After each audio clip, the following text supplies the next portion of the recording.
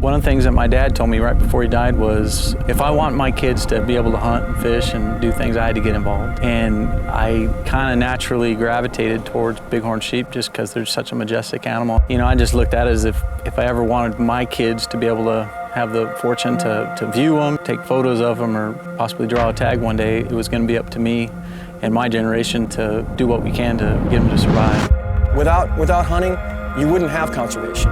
And so this is a tremendous opportunity for us to get our feet on the ground, get our hands dirty, and do something directly with Arizona Game and Fish. One of the things that has come up a lot, people are like, well, do you think somebody else is going to copy Conservation Direct? And I honestly don't care. I hope they do. We built this thing like, I hope you do copy. If somebody wants to do it, call me. I'll tell you how to do it. I could not feel more strongly that the combination of the private sector and funding for public wildlife is definitely going to be the future of proactive wildlife management.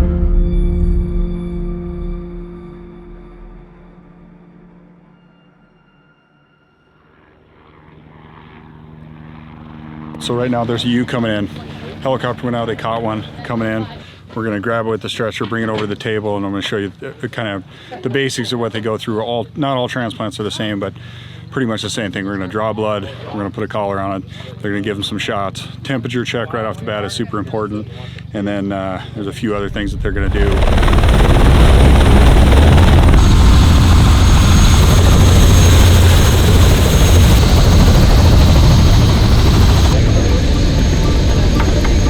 We just got the ewe in. The first thing they're going to do is they're going to pull the net off that's got it on it. And the number one thing right off the bat is check the temperature, make sure they're not too warm. This sheep right now is 104.9, which is on the top end of what they want it to be.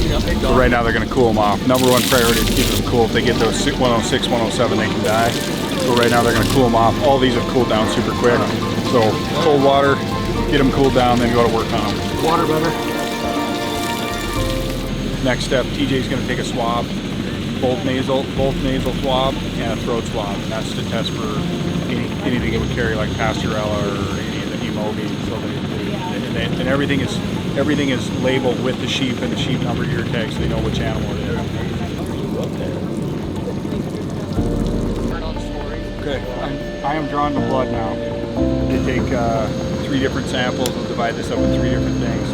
That's the blood straight out of the jugular, and that goes to a lot of different testing that they do on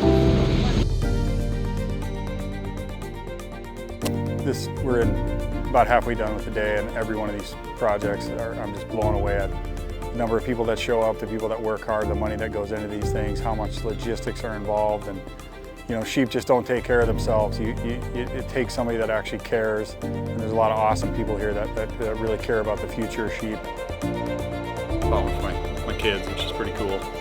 They follow these pretty close. Brendan called me wanting to know if I wanted to help donation with the collar for the sheep transplant, and I said I'll buy a collar, but I also want to be there for it. And he said, come on down, we need the help. So I'm here. This is kind of a dream of mine. Everything that goes into this whole transplant process, just want to thank KUIU and Conservation Direct for having me out, and the whole team that's here with us. It's been great, it's been really fun, and I look forward to the next one. It's I was telling TJ earlier, I've always liked sheep, but after you work with them for a day, you really learn to love them. Pretty satisfying, man. It's really cool seeing them run off. It's their new habitat. Last step is bring them over, probably the most dangerous part.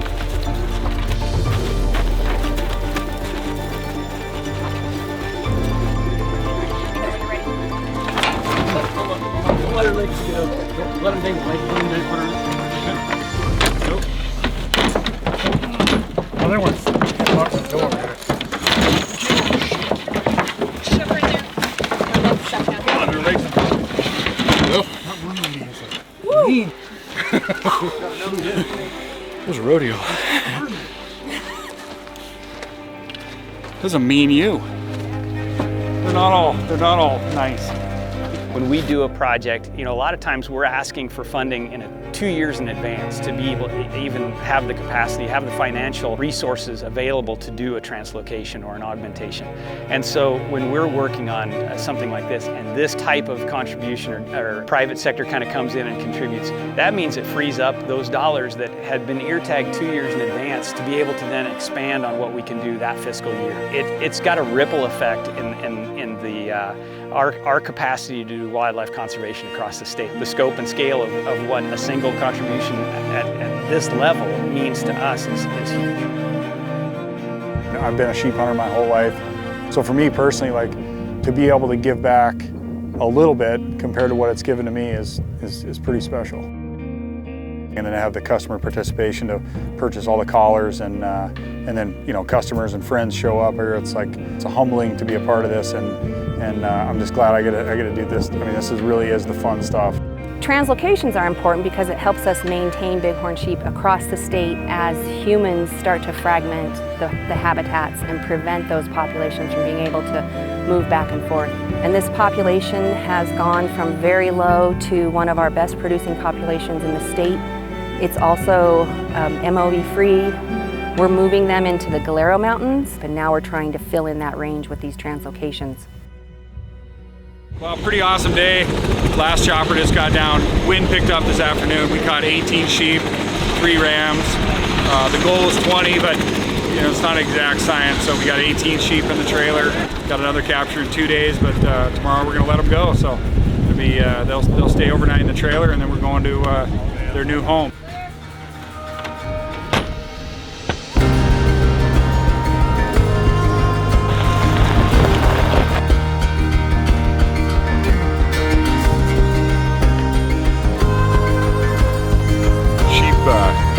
Sheep give us so much enjoyment and so much, you know, they give so much back to us that you know, it's something we can never repay sheep. You know, being out in the mountains, being able to hunt them, you know, the places it takes us, we just couldn't repay sheep for what they give to us. But we're trying. We're gonna try and do what we can for them. So today is one of those great days where you get to give some back. You know, there's 18 new sheep on this mountain. You know, this is a complex that they say could hold 700 to 900 sheep. There's about 150 in here, and hopefully every little supplementation is gonna lead to a giant herd of sheep.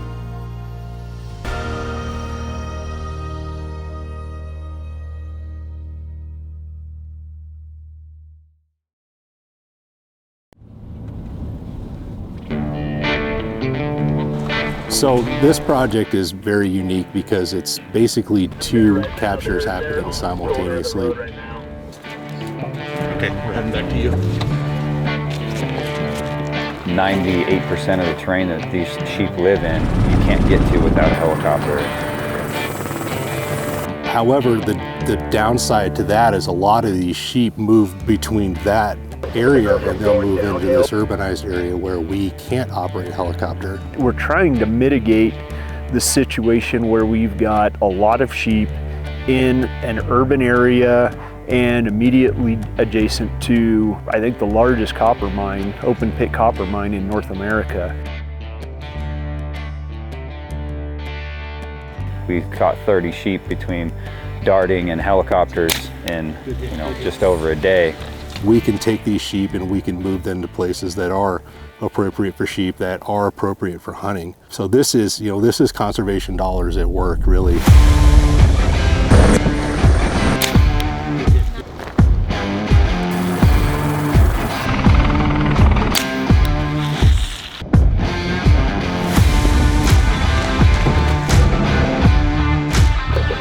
Going down.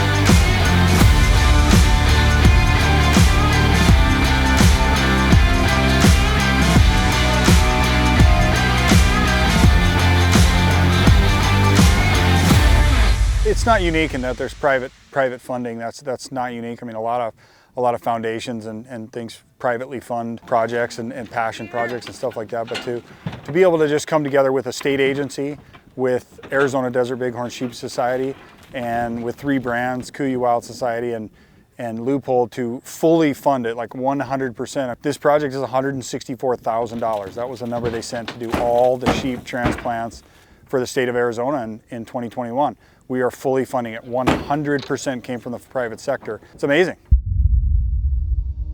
The sheep population in Arizona was next to nothing in the 1950s. The Arizona Desert Bighorn Sheep Society, with the Game and Fish, we auction off the state tags, Rocky Mountain and the Desert Bighorn Sheep tag. All that funding normally comes through the sale of our tags, and with KUIU coming in and ponying up that, we're able to use that money that was allocated for those transplants this year to other very needy projects. You really need the strength of a big organization like KUIU to come in, step up. And what's exciting about that, it's going to force other people to recognize, hey, we need to either do this or we're just going to sit on the sidelines.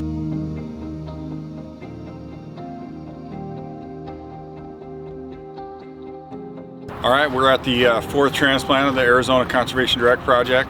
We've got guys from Leupold here today. They're going to be helping out. They're one of the donors, which is great. So we are in the Plumosa Mountains. We're going to capture up to 30 sheep today, and we're moving them to a mountain range called the Harkavars, which is a little ways from here. That's going to be a supplement transplant. So it's going to be another great day. This will wrap up what is the 4th transplant and move about 90 sheep to the state of Arizona this year. So it's been just an awesome project. Everybody involved is they really have a great program here and are being very aggressive with transplant and supplementation of sheep, and so it's just really awesome to be a part of. How you doing? Good. This is a blast. It's an honor and humbling to be out here, be a part of this. You know, Conservation Direct here, just breaking the mold for what it is to put sheep back down on the mountain. You know, I'm so happy to be a part of this because I got a call from Brendan, and he said, hey, you know, we've got this Conservation Direct program we do, and we think you guys would be great to partner with us on this. And you know, we're passionate at Leupold and Stevens about conservation, and this has been an incredible experience for myself and my wife Tracy, who joined me here.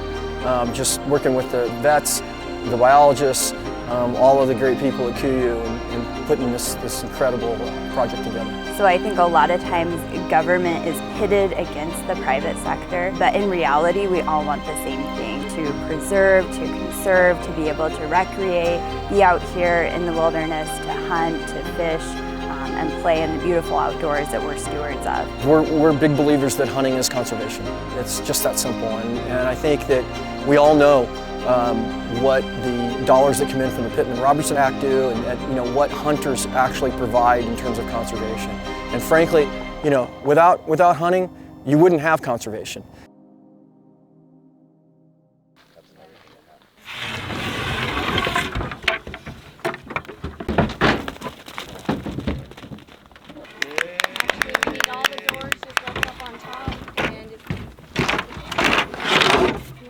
A lot of fun to let them go. Cool to see them go out. Everyone but one of them kind of circled around, but it'll come back. And then now we just get to clean up the poop.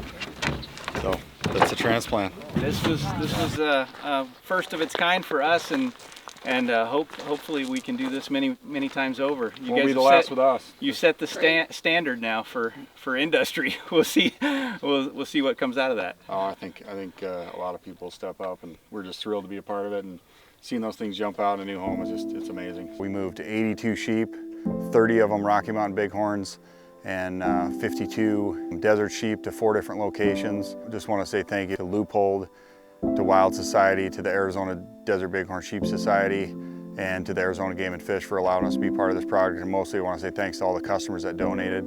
The entire project cost $164,000. 100% of that went to the budget for the state of Arizona. That was the entire budget for sheep transplants for the state of Arizona for 2021. So just kind of a first-time event that's ever been able to cover the entire budget, and it was just a great transplant. A lot of great people came together to make it happen, and just a lot of fun.